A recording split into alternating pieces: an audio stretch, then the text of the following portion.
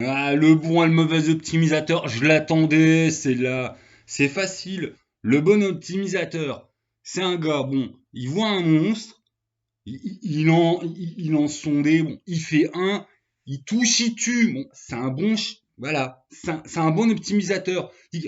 Le mauvais optimisateur, c'est un gars, il voit un monstre, il attaque, il fait un, bon, bah, il touche, il tue, mais c'est pas pareil, quoi. Il y a le viandard et il y a le non-viandard. Bienvenue pour ce plagiat total. Donc, vous avez tous reconnu, les inconnus. Ah, on va plagier. Donc le bon et le mauvais optimisateur, replagiat numéro 2, ça vient en fait de voilà, la chaîne Jeux de rôle des 30 qui a fait un voilà, qui a fait un petit sujet dessus et puis je trouvais ça intéressant, donc j'avais envie de rebondir. Donc et puis voilà. Et puis d'ailleurs oui, ici on va dire optimisateur et pas power gaming comme disent les Québécois et les gros FDP. The plagiat spécial Pierre-Emmanuel. Et puis voilà, bon, on va arrêter les plagiats à 2 minutes, on va essayer d'être sérieux. Donc effectivement, l'optimisateur, dans nos contrées, il est très décrié. Hein, faut dire. Après, c'est peut-être aussi en fonction ouais, des rôlistes voilà, que je fréquente. Mais il a pas bonne presse. Alors qu'au final, est-ce si mauvais, hein, pour de vrai? Ben, en fait, j'ai essayé d'isoler les deux cas où les optimisateurs sont vraiment des gros casse-burnes, et sinon, en fait, on s'en fout. Donc déjà, on va essayer de le définir. C'est quoi un optimisateur? Alors, l'optimisateur, c'est le mec qui va construire son perso, non pas en fonction de ce qu'il a envie de jouer, voire de jouer avoir un personnage puissant, parce que là, faudrait pas confondre avec le spécialiste et puis justement, mon trip, c'est que mon personnage il soit puissant, ou bah oui, tu te démerdes pour que le gars il soit balèze, mais avec ton idée du perso et en fonction des règles. Non, l'optimisateur crée son perso, en fait, les règles sont premières. Il fait les calculs des règles qui sont les plus efficaces dans ce qu'il cherche à être, hein, parce que voilà, tu peux être optimisateur en magie, optimisateur en baratin, optimisateur en tapé tué, et en fonction des règles du jeu et des différents dons et compagnie, parce que c'est souvent ADD, mais en fait pas du tout forcément que ADD, il va construire son perso. Donc en fait le système de jeu dans la création de perso va passer bien avant quel personnage j'ai envie de jouer en fait. Le personnage, c'est pas le résultat d'une histoire ou d'une envie d'interpréter. Non, c'est voilà, si ton envie c'est d'interpréter Super Conan et donc tu construis absolument tout le gars pour faire un super Conan. Ton choix de peuple, ça va être par rapport au meilleur bonus à gratter. Ton choix d'histo, ça va être par rapport au meilleur bonus à gratter. Enfin, ouais, c'est ça l'idée. Donc, on va bien faire déjà la différence entre l'optimisateur, je construis mon personnage en fonction d'être le plus fort par rapport à un truc désiré, du spécialiste ou bah, du perso performant, tout simplement par j'ai ma place dans le groupe et puis j'ai pas envie de jouer un gros bras cassé qui a un boulet qui fait pas son taf dans le groupe. Ce qui est déjà sensiblement pas du tout la même chose en fait, hein. Et donc voilà. Et donc par rapport à ça, qu'est-ce qu'on peut dire? Eh ben j'oserais dire déjà par rapport en fait, si vous avez tout un groupe d'optimisateurs qui aiment arpenter les donjons pour avoir voilà, le groupe où tout le monde il est le plus balèze possible en fonction de l'optimisation par rapport à un donjon commun. Bon en fait il n'y a pas de problème tout simplement parce que voilà parce que c'est votre trip et que le MJ en face normalement, il devrait adapter les monstres en fonction pour que vous ayez toujours un challenge d'aventure. Donc en fait, là, on s'en fout, c'est votre manière de jouer. Vous êtes tous des super réglistes qui aimez exploiter les règles pour avoir les mecs les plus performants dans un donjon. Bah, faites-vous plaisir si vous voulez. La conséquence, c'est que normalement, le maître de jeu, bah, il adapte exactement pareil. Voilà, si vous êtes ultra optimisé niveau 3, bah, vous pouvez peut-être vous taper des aventures pour niveau 5 normalement. Surtout bon, par rapport au DD5 .0 normal, où justement il y a petit déséquilibre parce que bon, ils tiennent pas compte de l'équipement et des méga combos qui tuent, voilà, qui sont laissés à la portée des joueurs dans les stades de monstres, qui fait que quand tu appliques les règles du guide du maître, il y a des petits, voilà, il y a une petite surpuissance côté joueur. Si vous êtes justement des super optimisateurs, voilà, en clair, vous appliquez les dons, la vie classe, la totale. Et ça, bah, en fait, au final, c'est faites bien ce que vous voulez, on s'en fout. Voilà, si vous êtes optimisateur en groupe et que votre plaisir de groupe, c'est de méga optimiser pour être le plus performant possible face à des scénars, mais on s'en fout. Enfin, il n'y a pas de problème en fait. Les problèmes commencent à apparaître en fait sur, il me semble, que 2 points. L'optimisation quand on veut casser le système. C'est-à-dire que bah, dans l'exemple précédent, vous faites ah non, je veux pas être opposé à des monstres enfin, voilà. Non, pas des monstres ni pour scénar niveau 5 machin, je suis niveau 3, j'accepte que de faire des trucs de niveau 3, sinon le MJ t'es pas gentil, tu triches. Donc là en fait t'as un casseur de système au sens tu exploites le système pour vivre des aventures où tu réduis les risques au minimum. Ah c'est un trip de jeu mais enfin c'est Martine à la plage quoi. Il y a un moment jouer dans un truc qui est justement du dungeon crawling avec une visée de G0 risque et j'amasse juste des pièces d'or. Enfin, c'est tous les travers du méga gros bill et c'est un peu navrant. Voilà, il me semble que c'est un peu navrant. Mais c'est même pas le plus gênant. Parce que là, quelque part, encore une fois, si vous le faites tous comme ça à table et que c'est comme ça que vous prenez votre pied, il y a peut-être que le MJ qui va se faire un peu chier. Mais les joueurs seront contents. Voilà, ils triompheront sans gloire, parce que sans risque. Mais bon, ils seront contents. Tant mieux pour eux, voilà. Ils tuent pas des biches dans la forêt. Là où l'optimisateur devient un véritable problème et un cancer, c'est quand l'optimisateur se fait quand il n'y en a qu'un seul dans le groupe. Voilà.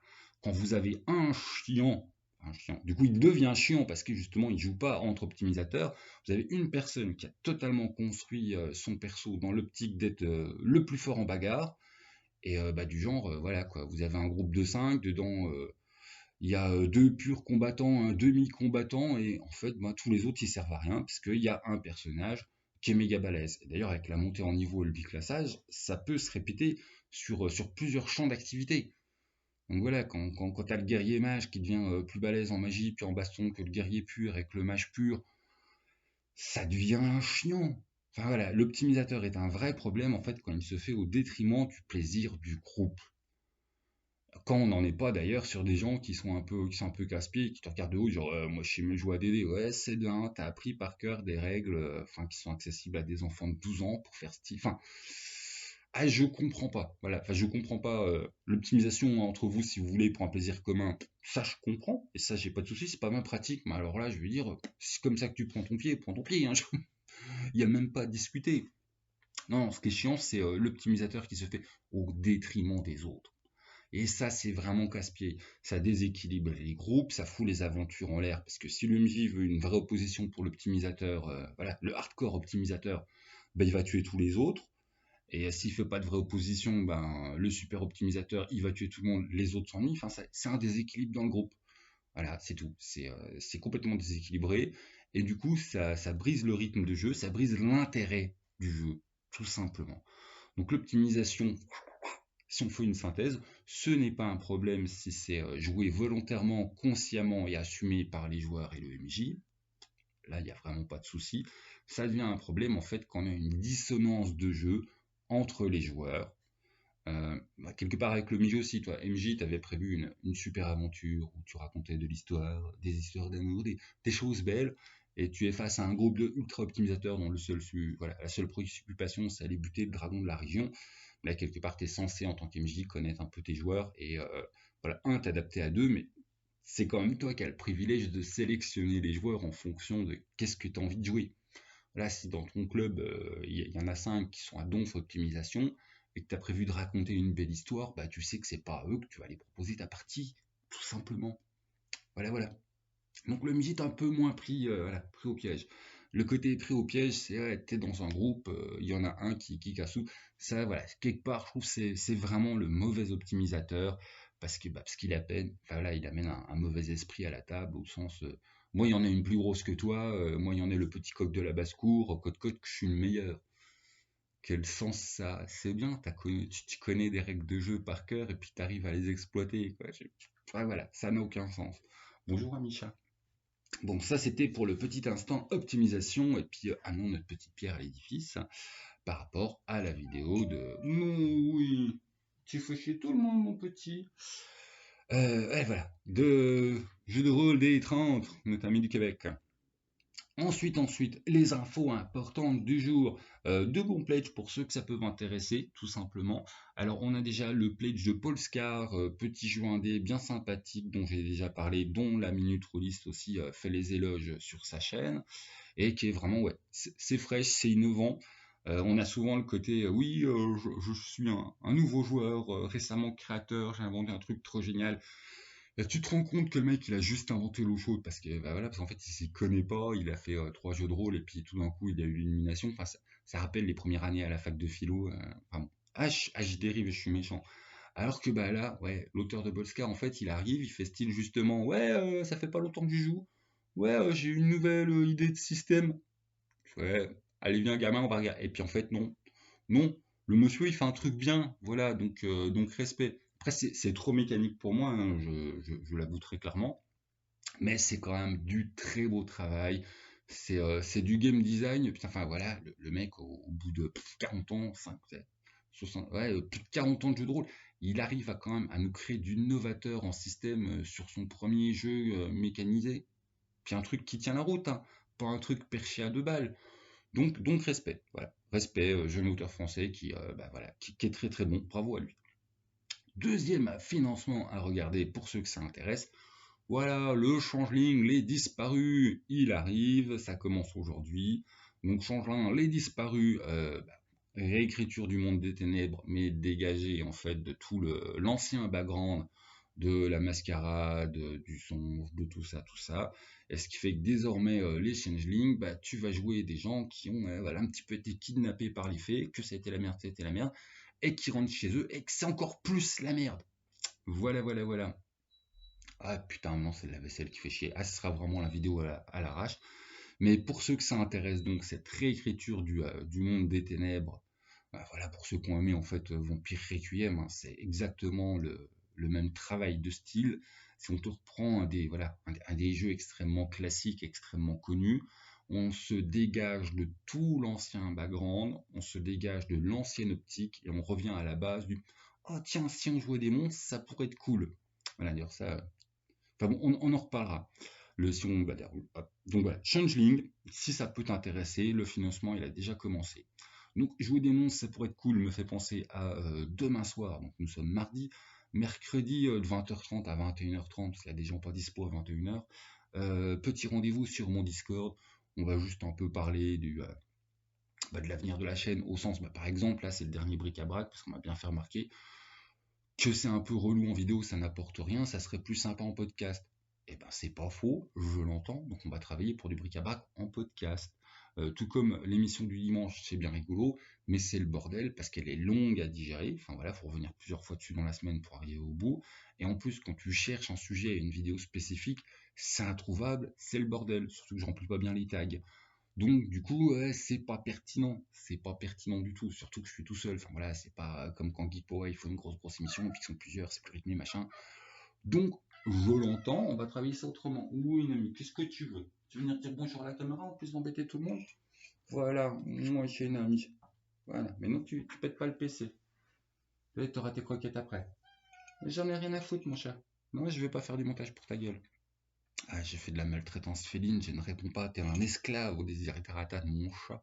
Je pense que tu veux de l'eau courante, dit Robinet. Putain, on s'en fout. Donc voilà, rendez-vous demain, 20h30, 21h30. Les sujets, en fait, je pense que c'est les mêmes que je vais tourner en 20 minutes. Hein, donc vous n'êtes même pas obligé du tout de vous dire, oh, faut que je bloque 1 heure. Non, tu passes un quart d'heure, 20 minutes, tu donnes ton avis, et puis voilà. Moi, je bloque 1 heure pour pouvoir être en fait plus accessible aux gens, tout simplement. Ensuite, ils avaient quand même prévu des trucs plus intéressants à raconter. Ah, gna gna gna gna gna gna. Ah, gna. Ah, putain, mais j'arrive toujours pas à me relire, hein. Faut que je fasse des vrais trucs, moi. L'adaptation non, ouais, on s'en fout, on s'en fout, on s'en fout. Le rendez-vous, c'est fait. Et puis, oui, ça par contre important. J'essaie de faire une vidéo sur la session 0.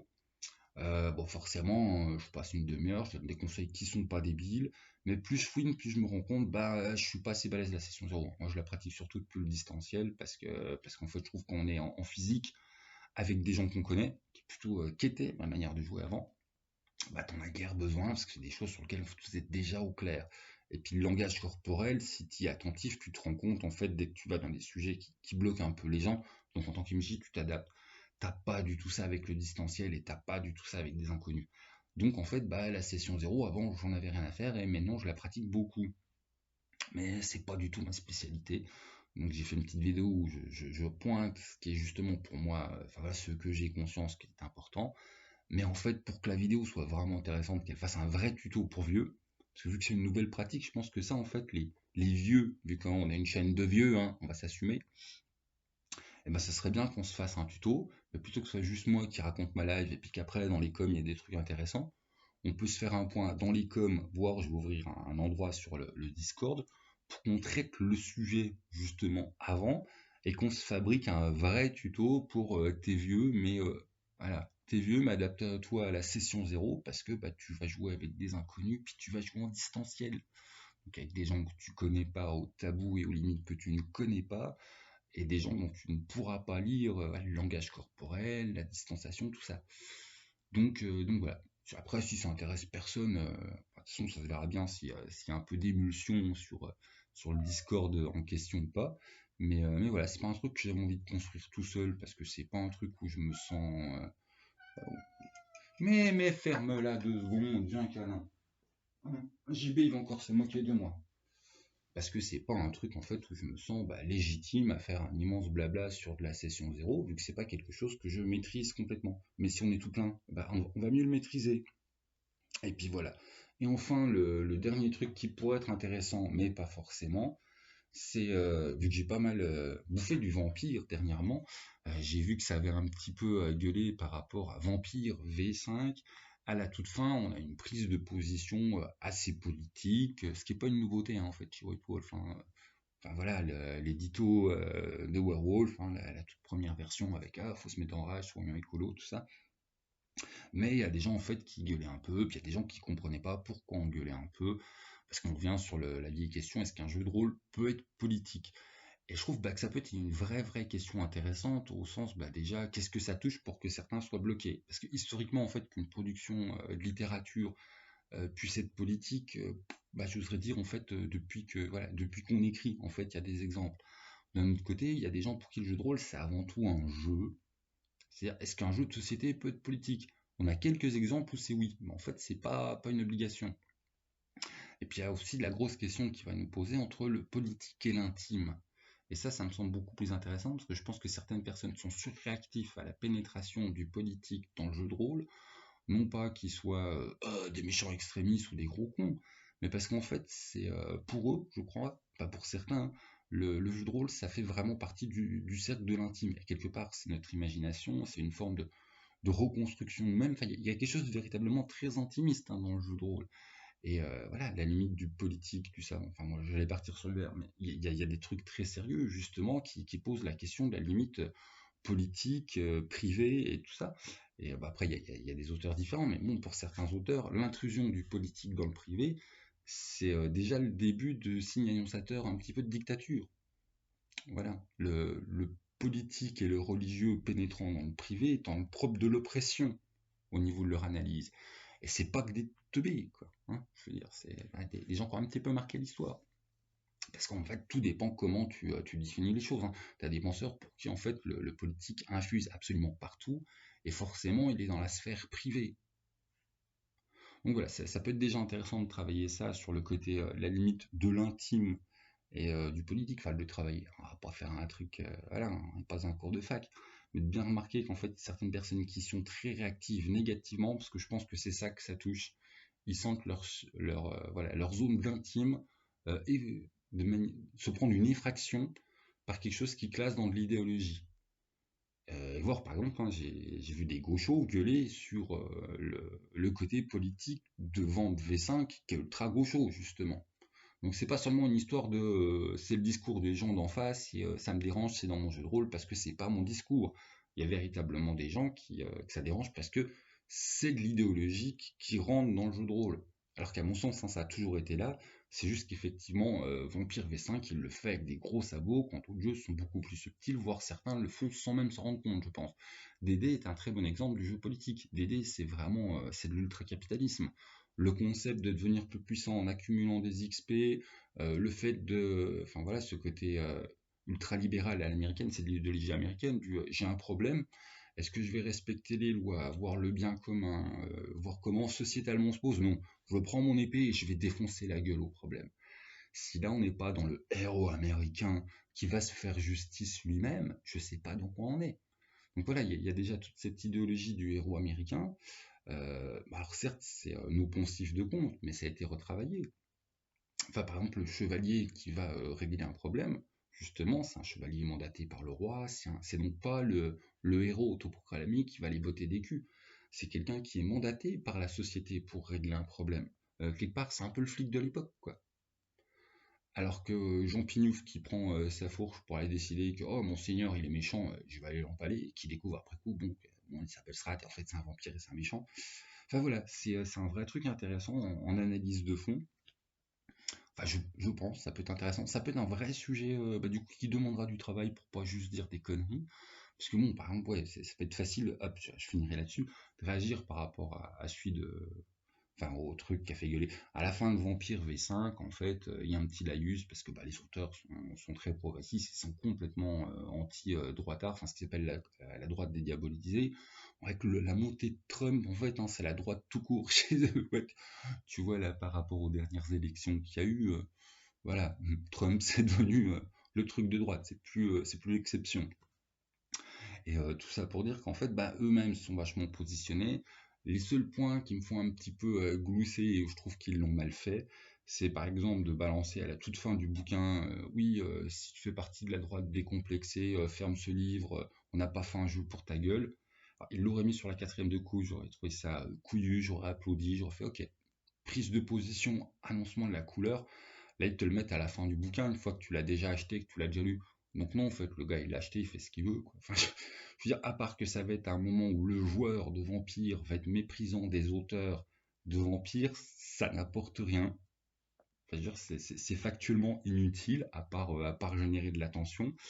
Et l'autre point, il y a un petit moment où ils essayent d'être constructifs, à expliquer aux gens, quoi, si t'en es là dans la haine et de la position de très la droite all right d'Éricain, parce que c'est pas un texte qui est écrit pour nous, hein, c'est un texte qui a été traduit, parce que bon, quand tu signes avec eux, il faut tout traduire, mais c'est vraiment un texte écrit par des Ricains pour les Ricains.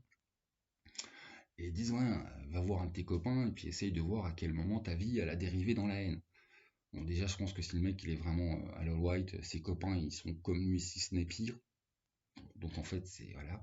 Et puis surtout, le fait de lui cracher beaucoup, beaucoup à la gueule, ça fait sûrement plaisir aux auteurs. Ça me rappelle moi quand j'avais 15 ans que je faisais de la provoque sur les gros droitards.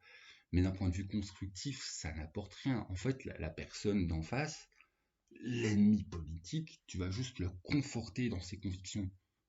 Donc nous, les petits gauchos, ça nous fait vachement du bien. Ah tiens, j'ai craché sur un méchant facho.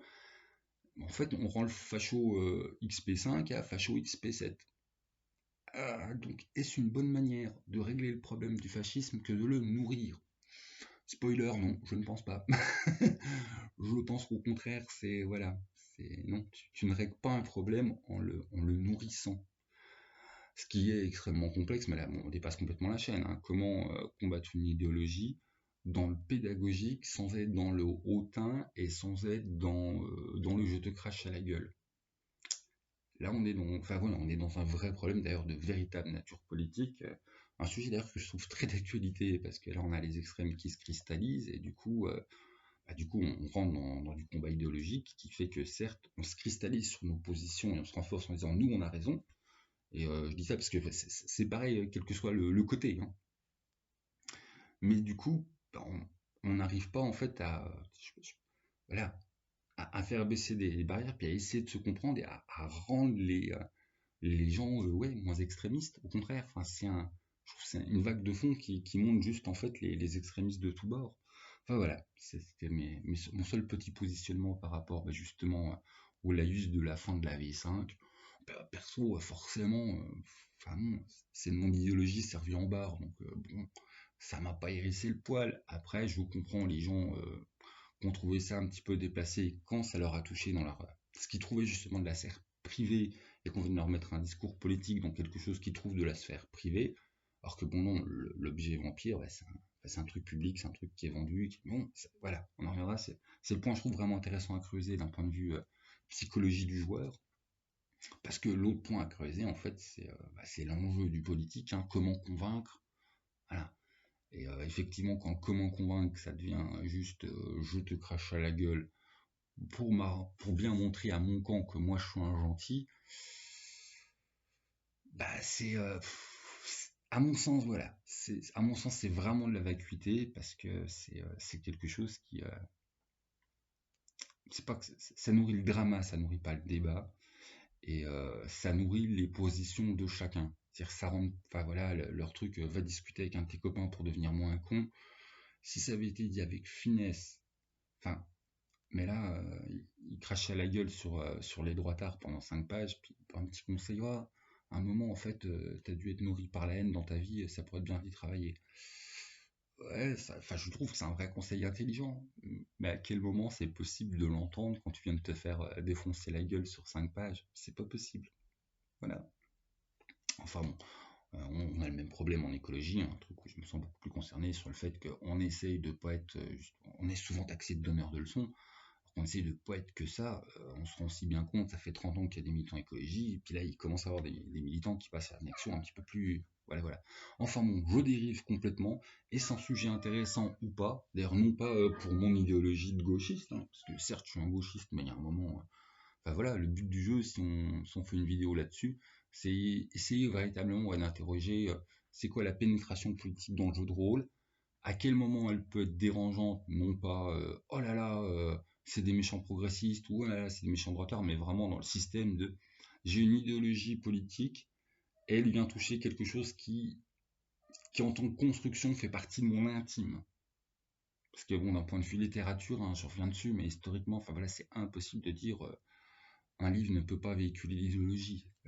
Depuis que le livre est livre, en fait, les livres servent à véhiculer l'idéologie. Donc en fait, là, enfin, t'as le droit de pas être d'accord avec, mais tu pisses contre le vent.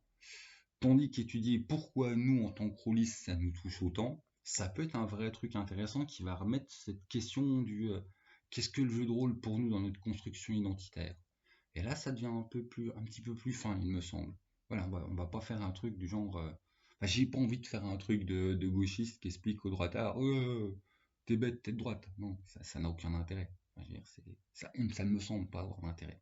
Par contre, qu'on essaie de réfléchir ensemble de cette nouvelle forme d'infusion, qui est à mon sens pas nouvelle en fait, elle est juste plus visible. Parce qu'effectivement, DD, c'est un truc pro-capitaliste qui existe depuis que le jeu de rôle, voilà, le jeu de rôle papier, table, dé, tout ça existe. Ça a toujours été là.